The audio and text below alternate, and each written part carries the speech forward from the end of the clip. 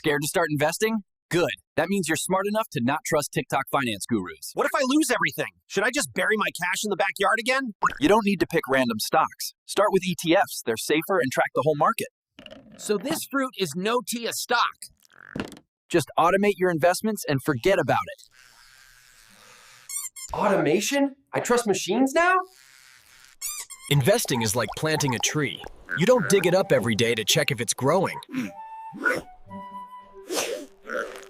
Step 1. Open an investment account. Robinhood, Fidelity, Webull. It's easier than ordering DoorDash. Do I need a lawyer? What if I accidentally invest in a pyramid scheme?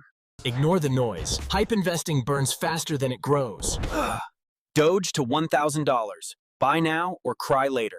You don't need to pick random stocks. Start with ETFs. They're safer and track the whole market. So this fruit is no-T a stock. You don't need thousands to start. Even $10 a week builds wealth over time. $10? I spend that on snacks I don't even like. Trying to time the market is like trying to guess when popcorn will pop. It just burns you.